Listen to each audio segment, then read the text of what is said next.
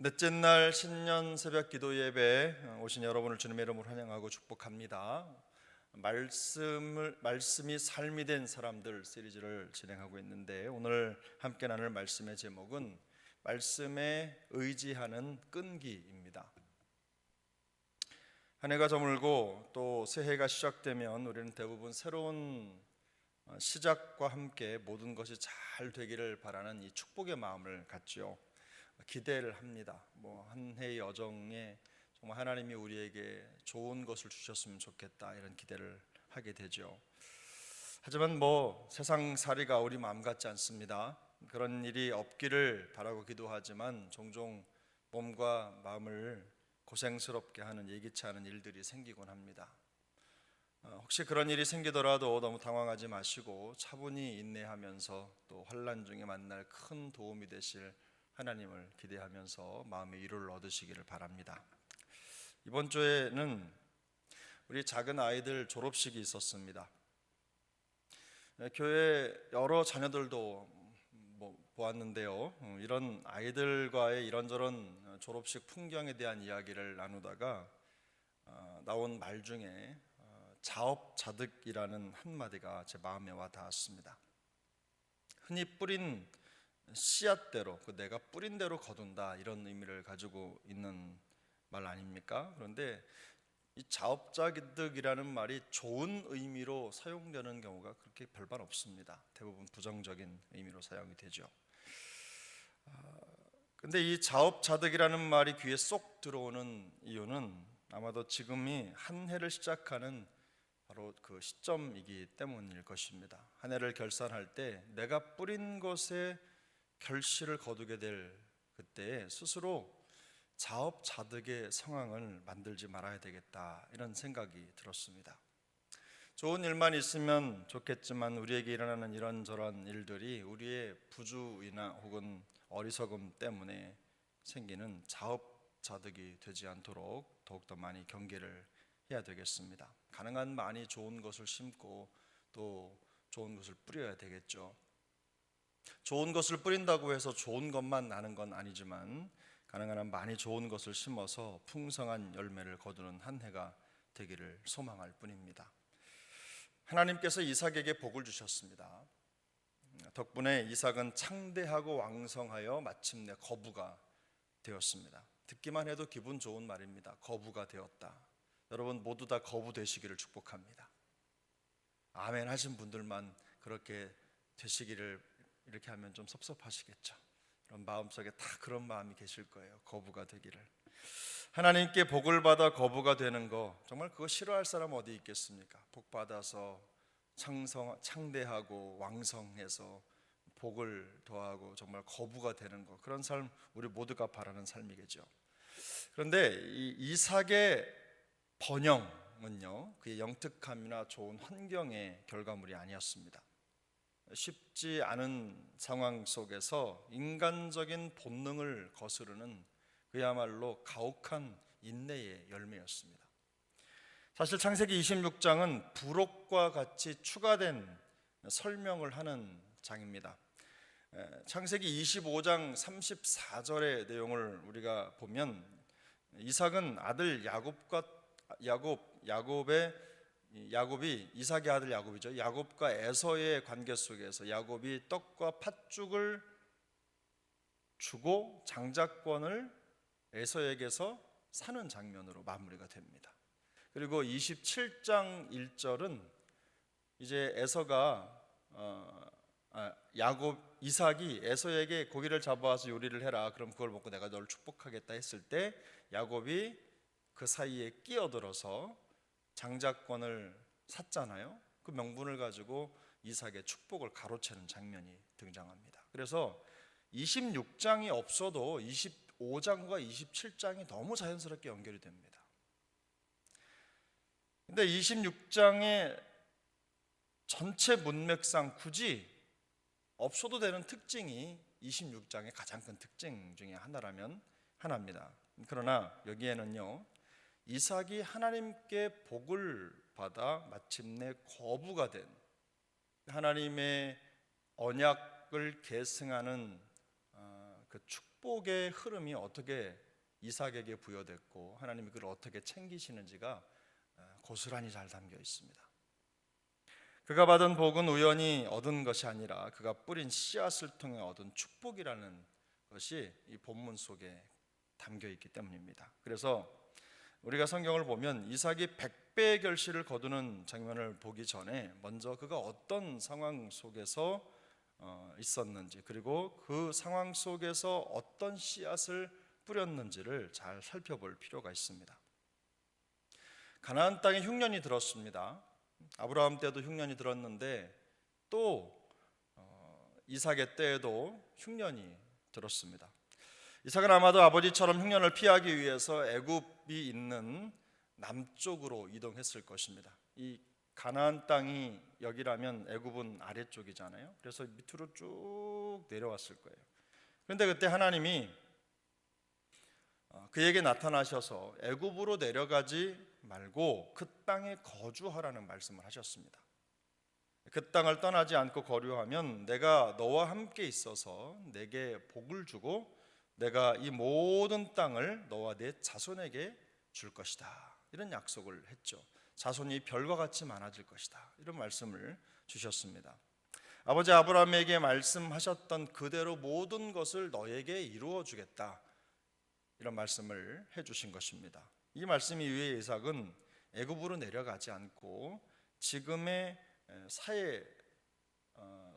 서남쪽이죠. 서남쪽의 그랄이라고 하는 땅에 거주하게 됩니다. 되게 이 그랄이라고 하는 지역이요, 이집트, 그러니까 그 그랄이라고 하는 지역을 넘어서면 이 가나안의 경계를 넘어선 것으로 간주할 정도로 경계에 해당하는 지역이었습니다. 하지만 이삭의 순종은 완벽하지 않았습니다. 그가 가나안 땅을 벗어나지는 않았지만 두려움 때문에 블레셋 왕 아비멜렉에게 자기의 아내 리브가를 누이라고 속이는 죄를 범하기도 합니다. 이런 이삭의 연약함에도 불구하고 하나님은 그에게 복을 주셨습니다. 비록 두려움 때문에 하나님 앞에서 큰 죄를 짓는 비겁하고 나약한 모습을 드러내기는 했지만 하나님이 머물라 하신 곳에 머물렀습니다. 상황적으로는 쉽지 않은 상황인데 하나님의 말씀에 순종한 것입니다. 우리 오늘 본문 12절을 우리 한 번 더 읽겠습니다. 12절입니다. 이삭이 그 땅에서 농사하여 그 해에 100배나 얻었고 여호와께서 복을 주심으로 그랬습니다. 그 땅이란 그랄 땅을 말하는 것입니다. 이삭은 말씀대로 가나안을 벗어나지 않았고 하나님은 당신의 말씀에 순종하는 이삭에게 복을 주셨습니다. 그래서 그로 하여금 창대하고 왕성하여 마침내 거부가 되는 큰 복을 허락해 주셨습니다. 결론적으로 보면 오늘 우리가 읽은 이 12절, 13절 본문은 26장 1절부터 시작돼서 쭉 전해 내려온 그 과정을 살펴보면요, 바로 그가 그 상황 속에서 뿌린 씨앗의 열매를 거둔 것이다 라는 것을 알 수가 있습니다. 결국 자기가 심은 씨앗의 소출인 셈입니다. 하나님의 말씀에 순종하여 그랄 땅에 거주하는 이런 이삭을 들여다보면 우리가 아주 중요한 것을 알 수 있는데, 그가 이 상황 속에서 무엇을 심었는지, 무엇을 심고 거뒀는지를 분명히 들여다볼 수가 있습니다. 첫 번째, 여러분, 그가 무엇을 심었습니까? 그는 믿음을 심었습니다. 26장 6절 말씀인데요, 6절 말씀을 같이 읽어보겠습니다. 이삭이 그랄에 거주하였다. 이삭이 그랄에 거주하였다. 말씀드린 대로 이 그랄이라고 하는 곳은 이스라엘의 가장 최남단 지역입니다. 이삭은 하나님 아버지 아브라함이 그랬던 것처럼 혹독한 흉년을 피해서 애굽으로 내려가던 중이었던 것으로 보입니다. 하나님이 말씀하셨죠. 그리로 가지 말아라. 애굽으로 내려가지 말아라. 이 말씀을 듣고 그 자리에 멈춰 선 겁니다.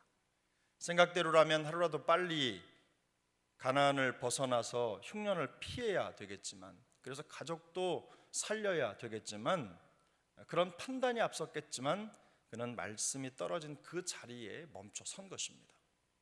우리 성경에는 번역되어 있지 않지만 아주 중요한 한 단어가 이 26장 6절 첫 단어로 등장하는데요. 그것은 뭐냐면 그래서라는 말입니다.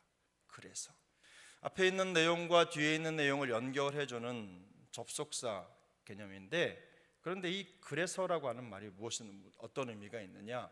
하나님의 말씀, 그 명령이 떨어지자마자 그가 주저하지 않았다라는 의미가 거기에 담겨 있는 겁니다. 하나님의 말씀을 듣고 주저하지 않고 곧바로 글 아래 여정을 풀고 거기에 머물러 선 것입니다. 하나님의 말씀을 듣고 즉시 반응한다는 것이 결코 쉽지 않았을 텐데도 이삭은 들은 말씀에 대해서 즉각적으로 믿음의 반응을 보인 것입니다. 사실 우리는 이미 믿음이 즉각적이어야 한다는 것에 대해서 다 동의하죠. 하나님의 말씀을 듣고 생각해보고 믿을지 말지를 결정하는 게 아니지 않습니까? 하나님의 말씀을 들으면 즉각적으로 믿음으로 반응하는 것이 우리가 가지고 있는 신앙의 본능입니다.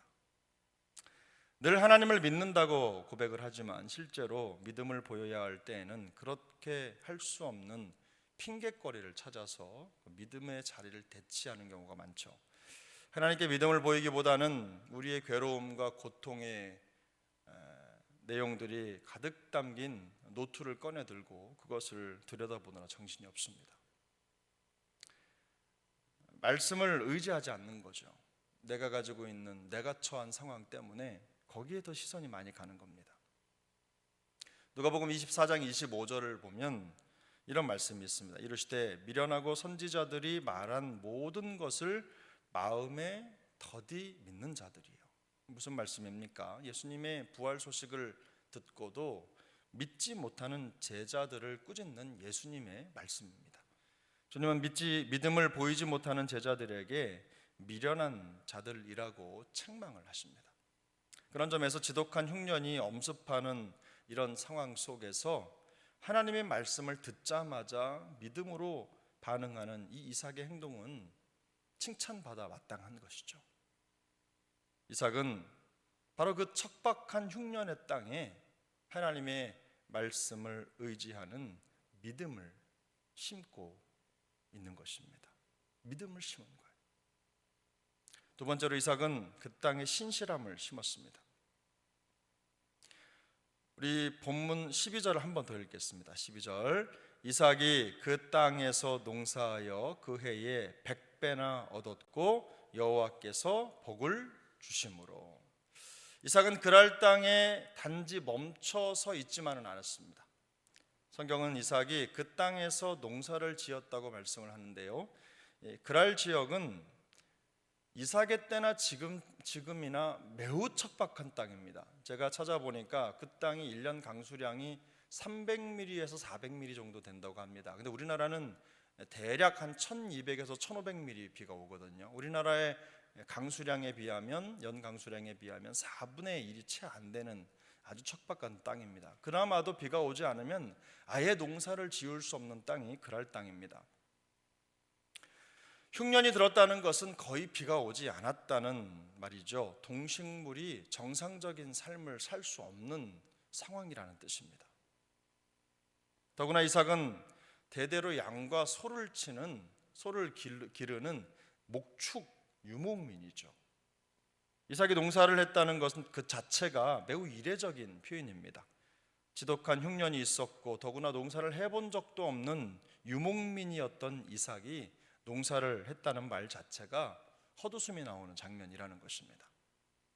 아마 사람들은 노아가 방주를 만들 때처럼 척박한 땅에 고랑을 파고 밭을 만들어 씨앗을 파종하는 이삭을 보면서 아마 비웃고 야유를 보냈을 것입니다. 그러나 이삭은 말씀을 듣고 멈춰선 자리에서 하늘만 바라보고 있지 않았습니다. 사람들의 시선에 아랑곳하지 않고 자신이 할 수 있는 것이 무엇인지를 끊임없이 찾았을 것입니다. 그리고 그것을 행한 겁니다. 물이 보이지 않는다고 해서 포기하지 않고 앉아있지만 않았습니다. 끊임없이 샘을 파고 물 근원을 찾기 위해서 멈추지 않았어요. 말씀으로 멈춰선 그 자리에 자신의 신실함을 심은 것입니다. 신실함이란 무엇입니까? 충성스럽고 변함이 없다, 이런 뜻이죠. 충성스럽고 변함이 없다. 흉년이 든 그랄과 같은 현실 속에서도 끝까지 마음을 지키는 것입니다. 유혹을 거절하는 것이죠. 유혹을 막아내는 마음, 그게 바로 신실함입니다. 조금만 더 내려가면 물과 비옥한 땅에 있는 애굽이 있었지만 그 애굽의 유혹을 거절하고 말씀이 지시하신 그 경계를 넘지 않는 태도, 말씀의 경계를 지키는 태도, 이것이 신실함입니다. 이삭은 바로 그 자리에서 믿음과 함께 그 신실함을 파종한 것입니다. 완벽한 사람은 아닙니다. 그러나 묵묵함과 신실함으로 믿음의 자리를 지키는 끈기 있는 사람이었습니다. 이삭의 신실함은 눈앞에 펼쳐진 그 척박한 환경보다 보이지 않는 하나님의 말씀을 의지해서 실제로 자기의 믿음과 신실함을 삶의 현장에 담아낸 사람이라는 거죠. 그게 바로 이삭이 보인 신실함입니다. 흉년이라는 결핍의 시기에 애굽이라고 하는 세상에 대한 세상의 유혹, 이런 것들 대신에 하나님이 정해주신 자리에서 믿음과 신실함을 견고하게 지킨 겁니다. 어디 성공만 있었겠습니까? 그 땅에 씨앗을 뿌리면 쑥쑥 자라는 것도 아닌데, 그런데 그는 포기하지 않고 끊임없이 그곳에 인내와 끈기를 심은 겁니다. 그 결과가 어땠습니까? 결과는 100배를 얻는 결과로 나타났습니다. 얼만큼 뿌렸는지 정확하게 알 수는 없지만 이삭의 농사를 지은 이 수확의 결과가 그를 거부로 만드는 단초가 된 겁니다. 하나님께서 신실한 이삭에게 복을 주신 것입니다. 우리 13절 말씀을 함께 같이 읽겠습니다. 13절입니다. 그 사람이 창대하고 왕성하여 마침내 거부가 되어, 여기 창대하고 왕성하여 거부가 됐다, 이 말은 사실 다 똑같은 단어입니다. 히브리 말로는 창대하고 마침내 창대해졌다.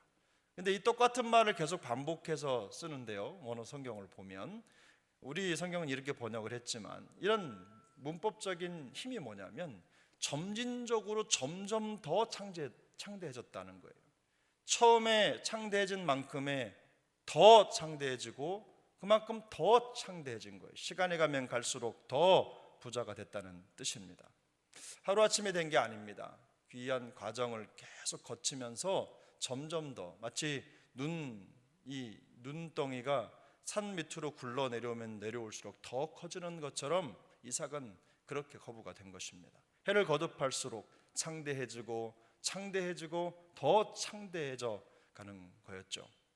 그야말로 성장을 멈추지 않는 거부가 된 것입니다.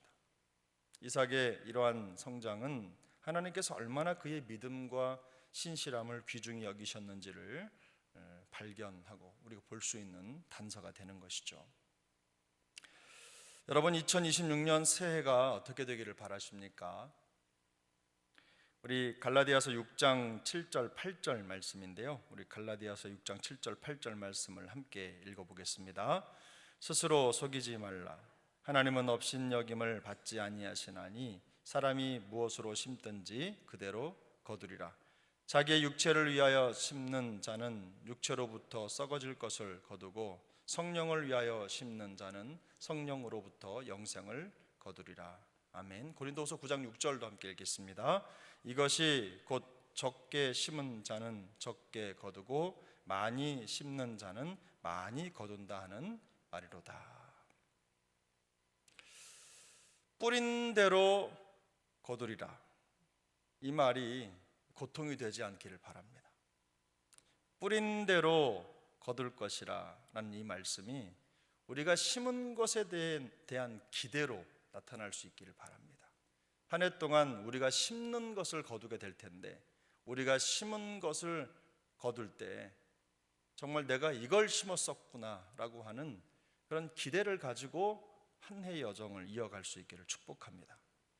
이 뿌린 대로 거둔다라는 말 달리 생각하면 참 무서운 말 아닙니까? 우리가 하는 말, 생각, 또 행동, 어떤 것이든 내가 심은 대로 내가 거두게 된다는 말, 정말 무서운 말입니다. 우리가 무엇을 심느냐에 따라 무엇을 거둘 것인지가 결정되기 때문입니다. 그러면 여러분은 올 한 해 우리에게 주어진 현실, 그랄이라고 하는 우리의 현실, 이 땅에 무엇을 심어 보시겠습니까? 세상은 마치 이삭이 머물렀던 그랄 땅처럼 점점 더 흉흉해져 가고 있어요. 흉년이 들어가는 것 같습니다. 가면 갈수록 더 척박해질 것입니다. 마음밭도 그렇습니다. 그러나 하나님이 이삭에게 복을 주셔서 창대하게 해주셨던 것처럼 점점 더 큰 복을 받아 누리는 우리 모두가 될 수 있기를 소망합니다. 세상에 아무리 흉년이 들고 척박해져도 우리는 주의 은혜로 말미암아 날마다 더 창대한 복을 받아 누리게 되시기를 바랍니다. 그렇게 되기를 소망합니다. 그러기 위해서 여러분, 첫 번째로 믿음을 좀 심어 보시기 바랍니다. 들은 말씀에 즉각적으로 반응하면서 말씀이 서라고 하면 서고 말씀이 가라고 하면 가는 그런 순종을 심어 보시기 바랍니다. 두 번째로 신실함을 심어 보시기 바랍니다. 묵묵히 믿음의 자리를 지키고 우리를 세워 주신 그 자리에서 신세한탄 하지 말고 허송세월 하면서 시간 보내지 않기를 바랍니다. 하나님의 말씀을 믿으면 척박한 땅을 옥토로 바꿔주실 것을 기대하면서, 물론 실제로 그렇게 되지는 않겠지만 그럼에도 불구하고 하나님을 향한 믿음으로 그 척박한 땅을 기경하고 읽어서 거기에 또 물을 찾고 방법을 찾아서 하나님이 이루실 일들을 생각하면서 우리의 믿음, 우리의 신실함을 한번 심어 보시기 바랍니다. 우리가 닮아야 할 사람 바로 이삭입니다. 그가 있었던 그 자리를 파서 메마른 땅, 먼지가 풀풀 나는 그런 땅 고랑을 만들고 또 샘을 파서 물을 길어 나르면서 거기에 씨앗을 파종하고 자라게 하는 그런 이삭의 믿음, 이삭의 삶을, 그 신실함을 닮아갈 수 있길 바랍니다. 제가 문헌을 찾아보니까 그 당시에 이삭이 심었던 씨앗이 무슨 씨앗이었을까? 대부분의 학자들은 보리라고 얘기하더라고요. 보리가 그런 어려운 환경에서 제일 잘 자란다면서요. 하늘만 바라보고 있는 거 그 믿음 아닙니다. 신실함도 아닙니다. 우리가 기도하고 하나님의 때를 기다려야 되겠지만 우리도 기도하며 끊임없이 무언가를 해내야 되는 겁니다. 끊임없이 답을 찾고 하나님의 뜻을 물으면서도 우리가 할 수 있는 일을 멈추지 않는 것, 바로 그것이 신실함입니다. 세 번째로 끈기와 인내를 심어 보시기 바랍니다. 불안해하거나 두려워하지 말고 환난 날에 만난 큰 도움이실 하나님을 기다리면서 인내와 믿음의 끈기를 심어 보시기 바랍니다. 시편 43편 5절은 이렇게 말씀합니다. 내 영혼아, 내가 어찌하여 낙심하며 어찌하여 내 속에서 불안해하는가? 너는 하나님께 소망을 두라. 그가 나타나 도우심으로 말미암아 내 하나님을 영원히 찬송하리로다. 가면 갈수록 더 창대한 믿음의 복을 받아 누리는 우리 세종한교회 식구들 모두가 될 수 있기를 축복합니다. 우리가 믿음을 심고 신실함을 심고 인내와 끈기를 심으면 마침내 하나님의 창대를 누리게 될 것입니다. 하나님의 말씀에 의지하는 믿음의 끈기로 2026년 한 해 하나님의 복을 100배나 받아 누리는 우리 모두가 될 수 있기를 우리 구주 예수 그리스도의 이름으로 축복합니다.